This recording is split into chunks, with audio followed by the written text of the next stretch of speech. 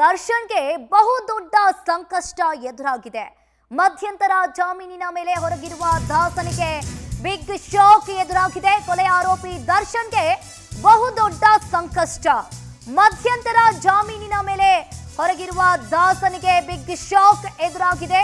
ಮಧ್ಯಂತರ ಜಾಮೀನು ರದ್ದು ಕೋರಿ ಸುಪ್ರೀಂ ಕೋರ್ಟ್ಗೆ ಅರ್ಜಿಯನ್ನ ಸಲ್ಲಿಸಿದ್ದಾರೆ. ಸುಪ್ರೀಂ ಕೋರ್ಟ್ಗೆ ಸರ್ಕಾರಿ ವಿಶೇಷ ಅಭಿಯೋಜಕರು ಅರ್ಜಿಯನ್ನ ಸಲ್ಲಿಸಿದ್ದಾರೆ. 6 ವಾರಗಳ ಮಧ್ಯಂತರ ಬೇಲ್ ನೀಡಿದ್ದ ಕರ್ನಾಟಕ ಹೈಕೋರ್ಟ್ ಈಗಾಗಲೇ 4 ವಾರಗಳನ್ನ ಪೂರೈಸಿರುವ ಕಿಲ್ಲಿಂಗ್ ಸ್ಟಾರ್ ದರ್ಶನ್. ಇದರ ಮಧ್ಯೆನೇ ಹೈಕೋರ್ಟ್ ನಲ್ಲೂ ಕೂಡ ರೆಗ್ಯುಲರ್ ಬೇಲ್ ಅರ್ಜಿ ವಿಚಾರಣೆ ಕೂಡ ಆಗ್ತಾ ಇದೆ.